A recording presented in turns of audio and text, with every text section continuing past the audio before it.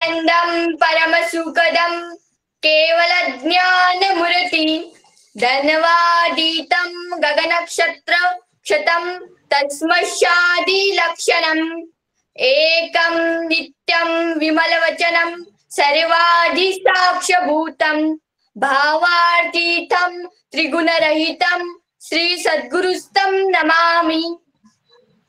ज्या ज्या ठिकाणी मन जाय माझे त्या त्या ठिकाणी निजरूप तुझे मी ठेवितो मस्तक ज्या ठिकाणी तेथे सद्गुरु तुझे पाय दोन्ही.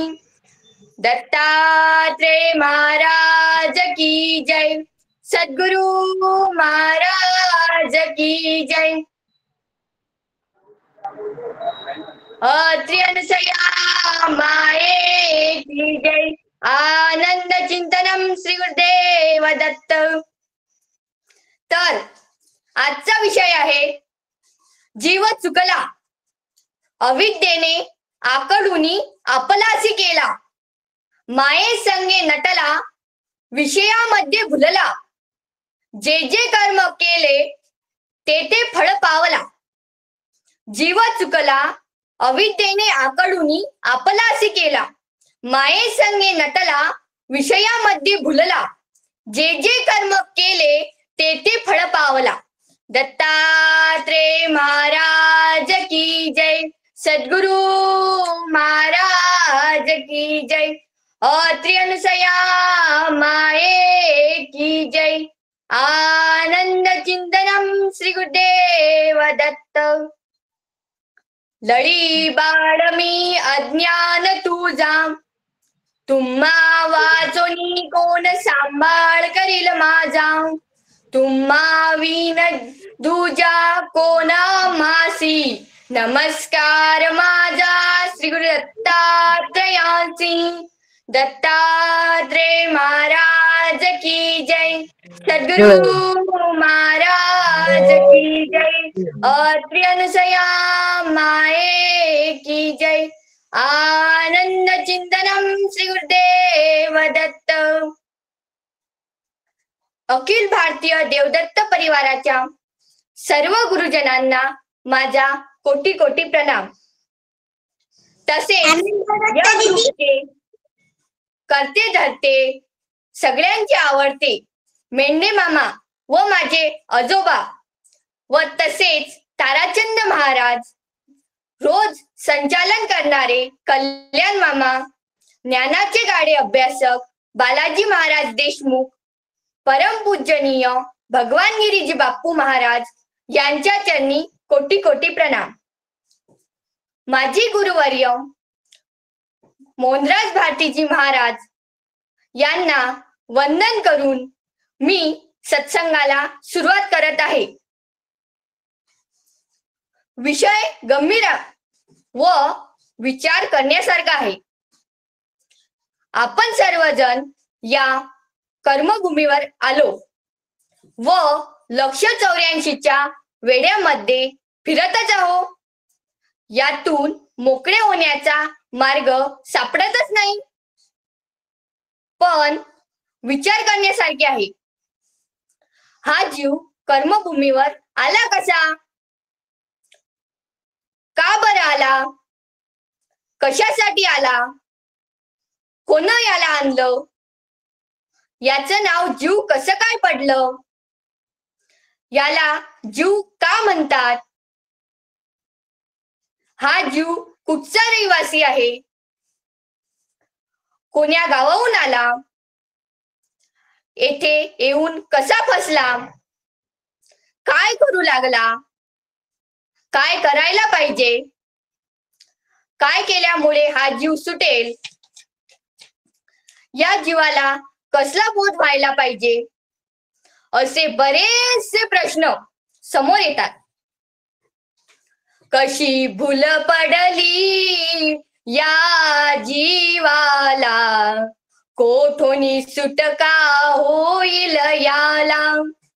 कशी भूल पडली या जीवाला, कोठोनी सुटका होईल याला. तर या जीवाबद्दल मी छोटीशी कथा सादर करत आहे. बघा तर, निरालंबी नावाचे एक राज्य आहे. निरालंबी नावाचे एक राज्य आहे. त्या राज्याची राजधानी म्हणजेच ज्ञानपूर. कोणती राजधानी आहे? ज्ञानपूर. आणि या राज्याचा राजा पूर्णानंद. निरालंब राज्याचा राजा पूर्णानंद. या राजाला 2 मुले होती. मोठ्या मुलाचं नाव ब्रह्मानंदम व लहान मुलाचं नाव आत्मानंद होतं. आपल्या सर्वांना माहीतच आहे, आपल्या वडिलांचं लहान मुलावर प्रेम जास्त असतं. तशाच प्रकारे आत्मानंदावर सुद्धा पूर्णानंदाचं प्रेम जास्त होतं. त्यानं मागितलं ते त्याला पुरवायचे. त्याचे पूर्ण लाड पुरवायचे. मोठ्या मुलाला त्यांनी एक स्पेशल राज्य दिलं. त्या राज्याचं नाव होतं शुद्ध लक्षणपूर. आणि त्या राज्याचा राजा म्हणजेच ब्रह्मानंद. पूर्णानंद राजाचा मोठा पुत्र ब्रह्मानंद. त्या निरालंब राज्याची सीमा सांभाळण्यासाठी शेवानंद नावाचा सेवक होता. तो अमृतार्णव शहरामध्ये राहत होता. असा हा निरालंब देश. एक वेळेस काय झालं, राजाने राज्यसभा बोलावली. डॉक्टर बापू, तुमच्याकडे 2 मोबाईल असतात तर लिंक टाका. तेव्हा 100 भक्त झाले तर फोन यायले तर तुमच्याकडे 2 मोबाईल असतील तर लिंक टाका बापू. मागच्या वेळेस सारखी मी सगळ्या ग्रुपवर टाकतो. आनंद देऊ. Okay okay. त्यामध्ये सर्व मंत्री, सेनापती, राज्यकारभार चालवणारे 128 आनंद हजर होते. 128 आनंद हजर होते. अनेक तऱ्हेच्या नृतिका, नाना तऱ्हेचे वाद्य वाजत होते. आलं का लक्षात? अनेक तऱ्हेचे वाद्य वाजत होते, नृतिका नृत्य करत होत्या. त्या पूर्णानंदाची सभा म्हणजेच आनंदमय वातावरणात.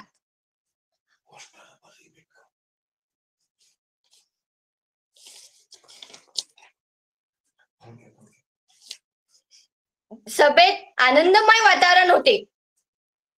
त्यामध्ये सर्वात सुंदर अशा 2 नृत्य करणाऱ्या अप्सरा होत्या. त्यांचे नाव म्हणजेच अविद्या आणि विद्या. त्यातील अविद्या एवढी सुंदर होती, तिच्याकडे मोहिनी नावाची विद्या होती. कोणती विद्या होती? मोहिनी नावाची विद्या होती.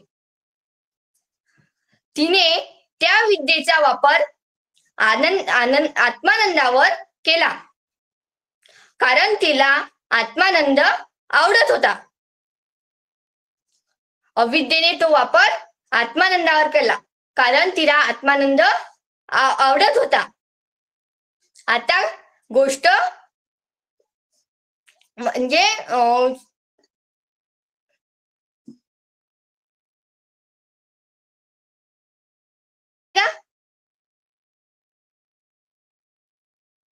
हॅलो, आवाज येत आहे का? येते बाळा, येते आवाज. येते हा, येतोय. सांगायली चालू. तिने त्या विद्येचा वापर आत्मानंदावर केला, कारण तिला आत्मानंद आवडत होता. आत्मानंद मोहित झाला. तो अविद्येकडे बघू लागला. त्याचे दुसऱ्याकडे लक्षच जाईना. परंतु हा सगळा प्रकार मूळ मायेला समजला. तिने हळूच राज्याच्या म्हणजेच पूर्णानंद महाराजांच्या कानात जाऊन सांगितले. आता सगळ्यांना माहीतच आहे, बायांच्या पोटात तर काही गोष्टी राहतच नाही. मूळ मायेने हा सगळा प्रकार पूर्णानंद महाराजांच्या कानात जाऊन सांगितला. हा प्रकार ऐकून राजा दुःखी झाला. म्हणू लागला, माझा प्रिय पुत्र आत्मानंद भुलला. अविद्येची व आत्मानंदाची गाठ पडली. अविद्या आत्मानंदाला बोलू लागली, माझा जीव तुझ्यामध्ये अडकला. अविद्येने काय म्हटलं? माझा जीव तुझ्यामध्ये अडकला, म्हणून तुझं नाव आजपासून जीव. समजलं का? जीवाचं नाव जीव का पडलं? तर अविद्येने आत्मानंदाला म्हटलं, माझा जीव तुझ्यामध्ये अडकला, म्हणून तुझं नाव आजपासून जीव. तू माझ्या राज्यामध्ये ये. अविद्या म्हणाली, तू माझ्या राज्यामध्ये ये. माझ्या राज्यामध्ये खूप सुख आहे. पहाड आहेत, नद्या आहेत, हिरवा निसर्ग आहे, हिमपर्वत आहेत, झरे आहेत, फळे आहेत, फुले आहेत, सगळा आनंद आहे. व आमच्या याच्यात मोठी यात्रा सुद्धा भरते. आमच्या याच्यात मोठी यात्रा सुद्धा भरते.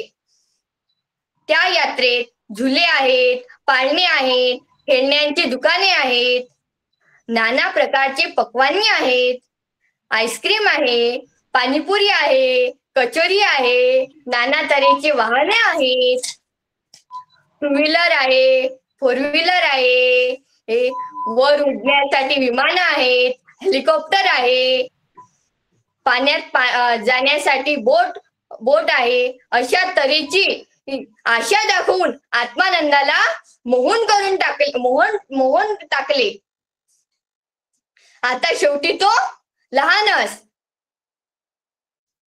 अशा वेगवेगळ्या प्रकारचे आशा दाखवून त्या आत्मानंदाला अविद्येने मोहून टाकले. सभा समाप्त झाल्यानंतर आत्मानंद राजाकडे 88 धरून बसला. मला कर्मपुरीला जायचं आहे. आता 88 धरून बसला म्हणजे आता लहान लेकरं कशी बसतात, मला तुमच्यासोबत यायचं, मला यायचंच तुमच्यासोबत, तसं राजाकडे आत्मानंद 88 धरून बसला. मला कर्मपुरीला जायचं म्हणजे जायचंच. आता शेवटी तो आत्मानंद राजाचा आवडता मुलगा होता. राजाने त्याला कर्मपुरीला जायची परवानगी दिली. जा, पण यात्रा संपल्यानंतर लवकर वापस ये. आत्मानंद यात्रेला निघाला. कर्मपुरी खूप लांब होती. आता कर्मपुरी खूप लांब असल्यामुळे तो निरालंब राज्यावरून पहिला मुक्काम त्याने आपल्या मावशीकडे केला. मावशी म्हणजेच ज्योती स्वरूप मावशीकडे मुक्काम केला. ज्योती मावशीच्या गावचे नाव होते रत्नारनवगड. आता प्रवास म्हटल्यावर कोणाच्या ना कोणाच्या घरी थांबाच लागेल ना, तर आत्मानंद आपल्या मावशीच्या घरी थांबला. त्या ठिकाणी त्याच्या मावशीने त्याला 1 महिना मुक्कामी ठेवले व खूप समजावून सांगितले, तिथे तू भूलशील, तुला कोण शोधून आणणार. परंतु जीव काही ऐकायला तयारच नव्हता. तो म्हणाला, मी कर्मपुरीच्या यात्रेला जाणारच. म्हणून मावशीने राजाला पत्र लिहिले. राजाला म्हणजेच पूर्णानंद राजाला पत्र लिहिले व सांगितले, जीवाजी चालला वाया, धावा धावा गुरुराया. जीवाजी चालला वाया, धावा धावा गुरुराया. निरालंबाचा रहिवासी होता आनंदाच्या राशी अविद्येने नागविले वाया धावा धावा गुरुराया जीवाजी चालला वाया धावा धावा गुरुराया. तिथून जीव पुढे निघाला. मग तो ज्योतिमाख्य देशामध्ये आला. तिथे निर्मळा मावशी राहत होती. तो आता ज्योती स्वरूप मावशीकडून निघाला व निर्मळा मावशीकडे गेला. मावशीच्या घरी 1 महिना मुक्कामी राहिला. मग निर्मळा मावशीने सुद्धा खूप समजावून सांगितले, परंतु जीव कसला ऐकतो? त्याला तर यात्रेत जायची इच्छा होती. तेथून पण तो निघून गेला. आता कोणा इतका फोर्स केल्यावर कोणाची जीवार येते ना, म्हणून तो आपल्या निर्मळा मावशीकडून पण निघून गेला. तिसरे मुक्काम त्याने मूळ देशाला केले. तेथे निर्गुणा मावशी राहत होती. पण तेथे पण तसंच त्याने ऐकलेच नाही. तेथून तो देवरनाव देशाला गेला. कोणत्या देशाला गेला?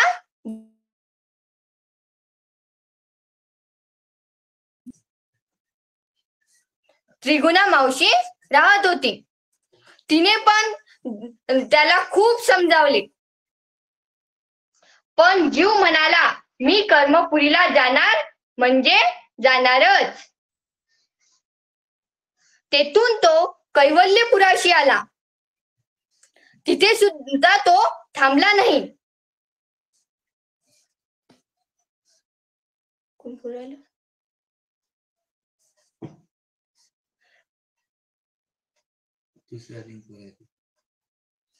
तिथे सच्चिदानंद मावशी राहत होती. असा तो 39 देश ओलांडून कर्मपुरीला आला. आता तो सगळ्यात आधी ज्योती स्वरूप मावशीकडे गेला. तिने पण त्याला समजावले. मग तो निर्मळा मावशीकडे गेला. तिने पण खूप समजावले. मग गेला निर्गुणा मावशीकडे गेला. तिनं पण खूप समजावलं. नंतर तो त्रिगुणा मावशीकडे गेला. तिनं पण खूप समजावलं. शेवटी तो सच्चिदानंद मावशीकडे गेला. तिनं पण खूप समजावलं. पण जीव काही ऐकायला तयारच नव्हता. आता अविद्येला खूप आनंद झाला. जसा आपला मित्र मैत्रीण आली की कसा आनंद होतो, तसा अविद्येला सुद्धा खूप आनंद झाला. अविद्या खूप खुश झाली. हसू लागली, नाचू लागली. तिला आनंद झाला व कर्मपुरीला सांगू लागली, माझा जीव आला, माझा जीव आला, माझा जीव आला. आता बघा, अविद्येचा परिवार खूप मोठा होता. पहिले तर अविद्येचे वडील म्हणजेच अज्ञानराव. अविद्येचे वडील कोण होते? अज्ञानराव. आता या अज्ञानरावाला 11 पुत्र होते व 10 कन्या होत्या. 11 पुत्र व 10 कन्या होत्या. आता आपण अज्ञानरावाचे 11 पुत्र ऐकू. पहिला पुत्र म्हणजेच प्रपंचराव. दुसरा पुत्र म्हणजेच अविवेक. तिसरा पुत्र म्हणजेच अहंकार. चौथा पुत्र म्हणजेच हट्टी. पाचवा पुत्र म्हणजेच अभिमान. 6वा पुत्र अविचार. 7वा पुत्र कुतर्क. 8वा पुत्र अन्याय. 9वा पुत्र कठोर, 10वा पुत्र भय, 11वा पुत्र असंतोष. असे झाले हे अज्ञान रावाचे 11 पुत्र. आता पुत्र तर झाले, आता अविद्येच्या 9 बहिणी म्हणजेच अज्ञान रावाच्या 10 मुली. सर्वात मोठी बहीण, तिचं नाव होतं प्रवृत्ती. अविद्येच्या सर्वात मोठ्या बहिणीचं नाव होतं प्रवृत्ती. दुसऱ्या बहिणीचं नाव होतं दुर्बुद्धी. तिसऱ्या मुलीचं नाव होतं अवदशा. चौथ्या मुलीचं नाव होतं अनिती. 5व्या मुलीचं नाव होतं अवकाळा. 6व्या मुलीचं नाव होतं कर्कशा. 7व्या मुलीचं नाव होतं कृपनाथा. 8व्या मुलीचं नाव होतं कृपता. 9व्या मुलीचं नाव होतं अवक्रिया व 10व्या मुलीचं नाव होतं अविद्या. ह्या झाल्या अज्ञान रावाच्या 10 मुली व 11 पुत्र. आता अविद्येच्या मोठ्या बहिणीचे लेकरं ऐका. 11 पुत्र व 10 कन्या. आधी आपण प्रवृत्तीचे 11 पुत्र ऐकू. पहिला पुत्र मोह, दुसरा पुत्र काम, तिसरा पुत्र क्रोध, चौथा पुत्र दंभ, 5वा पुत्र मद, 6वा पुत्र मत्सर, 7वा पुत्र लोभ, 8वा पुत्र उन्मत्त, 9वा पुत्र अपेक्षा, 10वा पुत्र अपमान व 11वा पुत्र होता अबोध. असे अविद्येच्या मोठ्या बहिणीचे म्हणजेच प्रवृत्तीचे 11 मुलं होते. आता तिच्या मुली ऐका. प्रवृत्तीच्या मुली.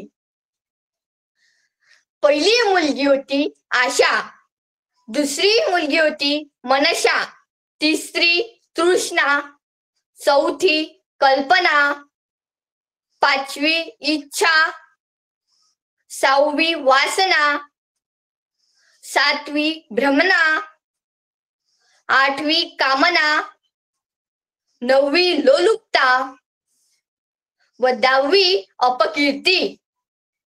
अशा या प्रवृत्तीच्या 10 मुली होत्या व 11 मुलं होते.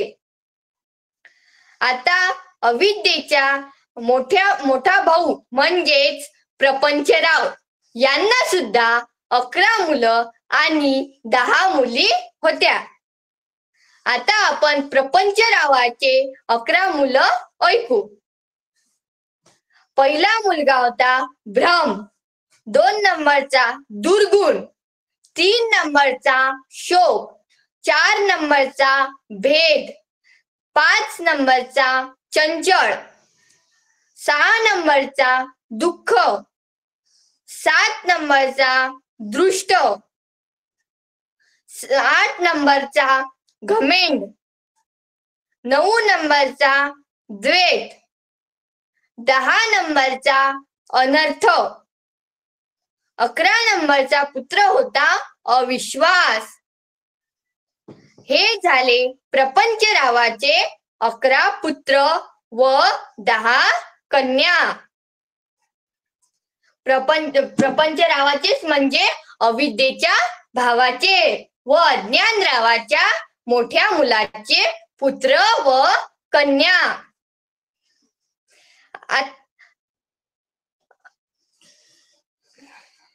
आता प्रपंचरावाच्या 10 मुली. पहिली मुलगी होती भुली, दुसरी मुलगी होती भ्रांती, तिसरी मुलगी होती चिंता, चौथी मुलगी होती निंदा, 5वी मुलगी होती विपना, 6वी मुलगी होती अहंता, 7वी मुलगी होती कुमती, 8वी मुलगी होती विप्रीनमती, 9वी मुलगी होती ममता व 10वी मुलगी होती अधोगती. हा झाला प्रपंचरावाचा परिवार. असा हा अविद्येचा मोठा परिवार होता. या परिवारात एकूण 64 सदस्य होते. अज्ञानरावाचे 21 अपत्ये, प्रवृत्तीचे 21 अपत्ये, प्रपंचाचे 21 अपत्ये, 21 63 व अज्ञानराव 1 असे हे एकूण 64 सदस्य होते. अशा या यात्रेत जीव आला. अशा या यात्रेमध्ये 64 स्टॉल लागले होते. किती स्टॉल लागले होते? 64 प्रकारचे स्टॉल लागले होते. या यात्रेमध्ये जीव भुलून गेला. या दुकानांचा जर विस्तार केला, या दुकानांचा आपण विस्तार सांगितला तर सत्संग खूप पुढे जाईल. म्हणून फक्त नावच सांगितले आणि या सगळ्या 64 प्रकारच्या स्टॉल मध्ये जीव भुलला. कशी भूल पडली मातीत जातसे काया, अजून का सुटेना माया. कशी भूल पडली मातीत जातसे काया, अजून का सुटेना माया.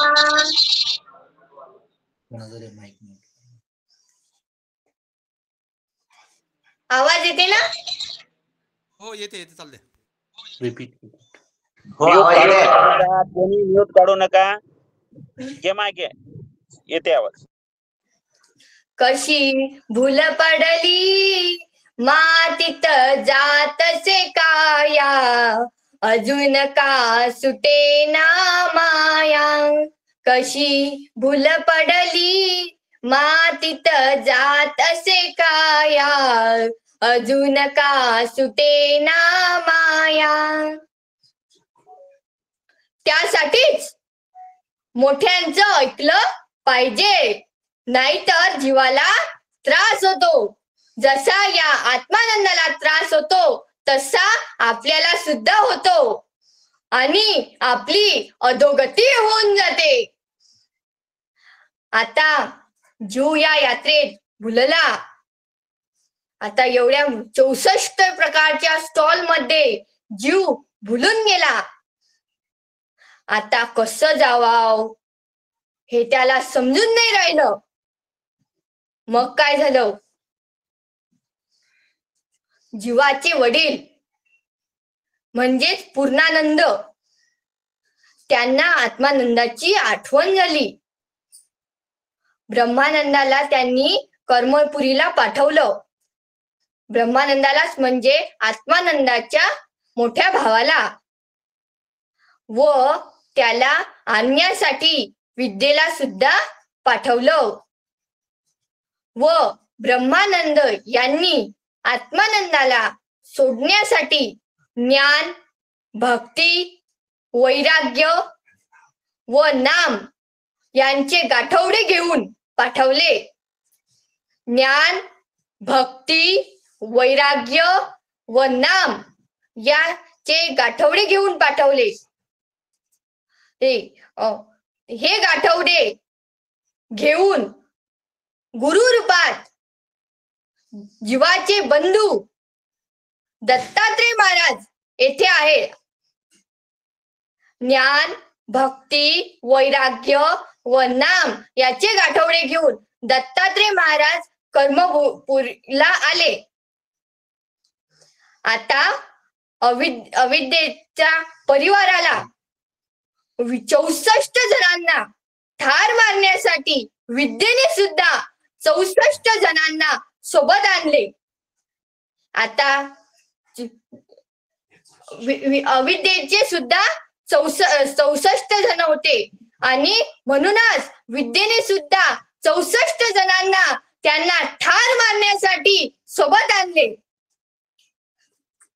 आता ऐका, विद्येचा परिवार, विद्येचे मोठे वडील ज्ञानराव. विद्येचे मोठे वडील कोण होते? ज्ञानराव. आता ज्ञानरावाचे 10 पुत्र व 11 कन्या. ज्ञानरावांचा मोठा पुत्र म्हणजेच परमार्थ. ज्ञानरावांचा मोठा पुत्र म्हणजेच परमार्थ व विद्येचा मोठा भाऊ म्हणजेच परमार्थ. 2 नंबरचा भाऊ धैर्य, 3 नंबरचा भाऊ समाधान, 4 नंबरचा शौर्य, 5 नंबरचा सद्गुण, 6 नंबरचा धीर, 7 नंबरचा गंभीर, 8 नंबरचा निर्भय, 9 नंबरचा निस्पृह व 10 नंबरचा निसंगजान व 11 नंबरचा पुत्र होता निष्कपट. आता हे ज्ञानरावांचे 11 पुत्र व विद्येचे 11 भाऊ. आता विद्येच्या आपण बहिणी ऐकू, म्हणजेच ज्ञानरावांच्या कन्या. पहिली कन्या होती निवृत्ती, दुसरी कन्या होती उपरती, तिसरी कन्या होती तितिक्षा, चौथी कन्या होती तुर्या, 5वी कन्या होती उन्मोनी, 6वी कन्या होती सुबुद्धी, 7वी कन्या होती जाणीव, 8वी कन्या होती आचिता, 9वी कन्या होती निश्चित व 10वी कन्या होती ऐशा विद्या. आता हे झाले ज्ञानरावांचे 11 पुत्र व 10 कन्या. आता परमार्थ म्हणजे ज्ञानरावांच्या मोठ्या मुलाचे म्हणजेच परमार्थाचे 11 मुलं व 10 कन्या ऐका. आता आपण परमार्थरावाच्या 11 पुत्र बघू. पहिला मुलगा होता सुमन, दुसरा स्थिर, तिसरा संतोष, चौथा सावध, 5वा उद्धार, 6वा अद्वैत, 7वा निवांत, 8वा निरामय, 9वा निर्धार, 10वा विश्वास व 11वा पुत्र होता अखंड. आता हे झाले परमार्थरावाचे 11 पुत्र. आता आपण परमार्थरावाच्या 10 कन्या ऐकू.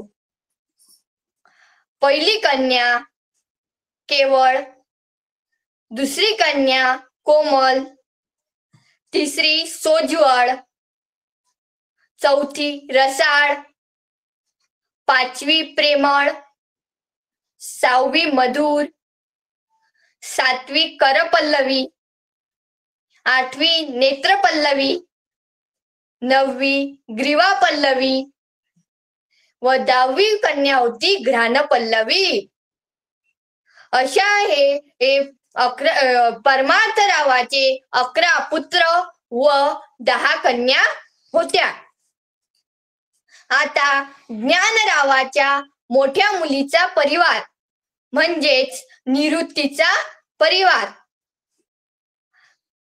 निवृत्तीचा सगळ्यात पहिला मुलगा होता निजबोध, दुसरा मुलगा होता विवेक, तिसरा मुलगा होता वैराग्य, चौथा मुलगा होता विचार, 5वा मुलगा होता सद्भाव, 6वा मुलगा होता क्षम, 7वा मुलगा होता दम. 8वा मुलगा होता निरपेक्ष. 9वा मुलगा होता निष्काम व 10वा मुलगा होता उद्धार व 11वा मुलगा होता सत्य. हे झाले विद्येच्या मोठ्या बहिणीचे म्हणजेच प्रवृत्तीचे 11 पुत्र. आता आपण प्रवृत्तीच्या 10 कन्या ऐकू. पहिली कन्या होती भक्ती. दुसरी कन्या होती शांती. तिसरी क्षमा. चौथी दया. चौथी कृपा. 5वी करुणा. 7वी गृढा. 8वी दृढा. 9वी प्राप्ती व 10वी मौन्य. अशा निवृत्तीच्या 10 कन्या. असा हा विद्येचा 64 जणांचा परिवार आहे. ज्ञानाचे 21 आपत्ते, निवृत्तीचे 21 आपत्ते, परमार्थाचे 21 आपत्ते, एकूण असे 63 आपत्ते आणि ज्ञान हे 64. या परिवाराच्या संगतीने राहिला तर या भावबाजाराच्या मोकळा जीव होऊ लागतो. हा जीव या भावबाजाराच्या मोकळा होऊ लागतो व गुरुने दिलेल्या ज्ञान, भक्ती, वैराग्य, नाम, गुरुने दिलेल्या ज्ञान, भक्ती, वैराग्य, नाम धारण केल्याने जीव हा पूर्णानंदाच्या कडे जाऊ शकतो. परंतु ही कर्मभूमी आहे. या कर्मभूमीवर कर्म केल्याशिवाय फळ मिळत नाही. शेवटी हे कर्मभूमी आहे. याच्यावर कर्म केल्याशिवाय फळ मिळतच नाही. अविद्येसंगे कर्म केले तर वाईटच फळ मिळले. अविद्या भवामध्ये पडियालो कासा विष झालो मोहन मगरीने ग्रासिलो माझा मी विसरलो देवा तू येई बा. शहादत्ता दूर कर माझी चिंता तुझ विन मज कवन. तारिता न दिसे सर्वथा देवा तू येई बा. शहादत्ता दूर कर माझी चिंता तुझ विन मज कवन. अशा प्रकारे जीव अविद्येमध्ये भुलला, कष्टी झाला, दुःखी झाला, चिंतित झाला, नाना प्रकारचे दुःख त्याला झाले. निरानंद अतृप्त जीव अज्ञान केला. निरानंद अतृप्त जीव अज्ञान केला. फळ आशा दाऊनी दैवते गोविला. हीन दीन लीन सर्व आकडिला. हीन दीन लीन सर्व आकडिला. एके देशी व्यापून स्वहिताशी मुखला. चुकला मुखला स्वदेश स्वस्थळ अंतरला. चुकला मुखला स्वदेश स्वस्थळ अंतरला. आवर पर न कळे बहु जीव निरबुजला. दुःखे व्याकुळ प्रेमे सद्गुरु आठविला. युगानयुगी सद्गुरु आपणच आला.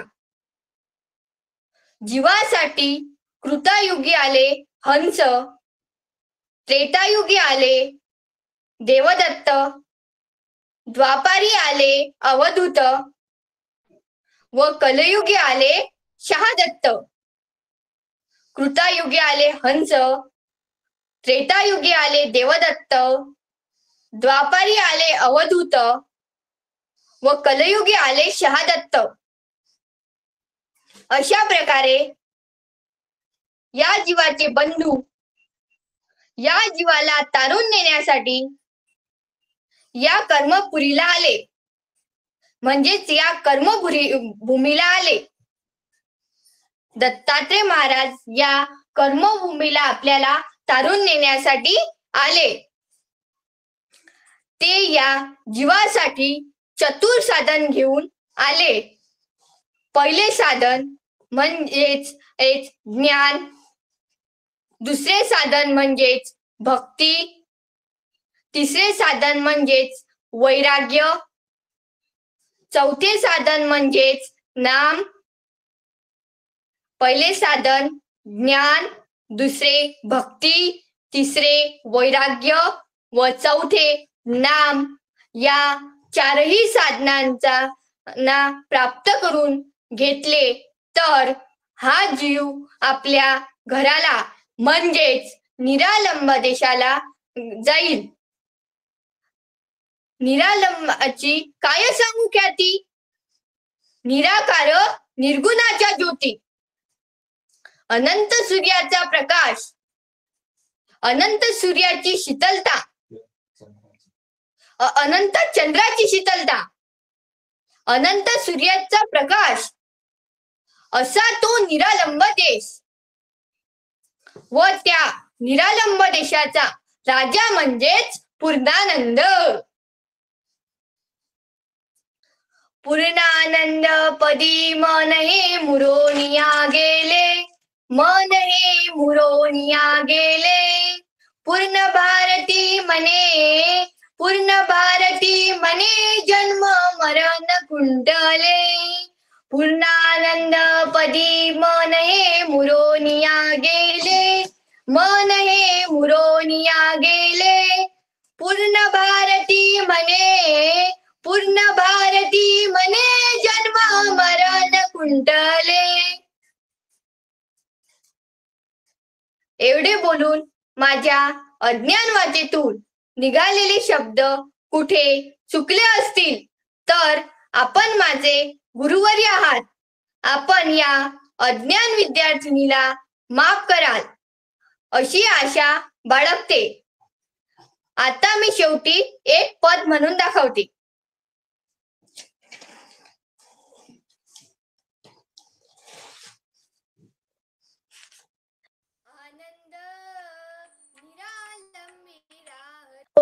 आनंद निरालंबी राहतो, जीवाला मोक्ष देतो, जीवाला मोक्ष देतो. आनंद निरालंबी राहतो, आनंद आनंद आनंद निरालंबी राहतो. चारी सृष्टीवर निरालंब गड, शास्त्रांना पडले त्याचे हो वेड. जीव मायेमध्ये गुंततो, आनंद निरालंबी राहतो, जीवाला मोक्ष देतो. आनंद निरालंबी राहतो, आनंद आनंद आनंद निरालंबी राहतो. कर्मभूमीला मायेचा खेळ, जीवाला मनते पापात बुड. आनंदाचा विसर पडतो, आनंद निरालंबी राहतो, जीवाला मोक्ष देतो. आनंद निरालंबी राहतो. राहतो आनंद आनंद आनंद निरालंबी राहतो आनंद आहे जीवाचे मूळ शुद्ध लक्षण जीवाचे स्थळ दत्त माझा मार्ग दावितो आनंद निरालंबी राहतो जीवाला मोक्ष देतो आनंद निरालंबी राहतो आनंद आनंद आनंद निरालंबी राहतो आनंद आनंद ज्ञान गडी आनंदाचे स्थान ज्ञान गडी आनंदाचे स्थान अमृतार्न गडी दत्ताचे आसन दास केवळ पाठी सांगतो आनंद निरालंबी राहतो आनंद आनंद आनंद निरालंबी राहतो जीवाला मोक्ष देतो जीवाला मोक्ष देतो आनंद निरालंबी राहतो आनंद आनंद आनंद निरालंबी राहतो सर्वांना माझा आनंद देवदत्त आनंद देवदत्त दत्तात्रेय महाराज की जय सद्गुरु महाराज की जय अत्रि अनुसया माये की जय आनंद चिंतनम श्री गुरुदेव दत्त माझ्याकडून काही चूक भूल झाली असल्यास मला माफ करावे आनंद देवदत्त आनंद देवदत्त आनंद देवदत्त छोट्याचे मुलीचं खूप अभिनंदन खूप खूप सुंदर तुझं सर्व ग्रुपच्या वतीनं अभिनंदन जोगदंड बापू बोला खूप छान खूप सुंदर असं अतिशय सुंदर आनंदाचा गोतावळा मायेचा गोतावळा पूर्ण गोतावळा जमा झाला अतिशय सुंदर असं वर्णन या छोटीने केले आहे खूप छान बोलली खूप आनंद झाला तुझं भविष्य उज्ज्वल आहे बेटा खूप छान आणि माझं सुद्धा भाग्य आज मी तुझ्या सत्संगाला होतो खूप छान खूप खूप धन्यवाद जोगदंड बापू असाच आशीर्वाद आपला असू द्या आणि आपले पण अभिनंदन उपस्थित राहिल्याबद्दल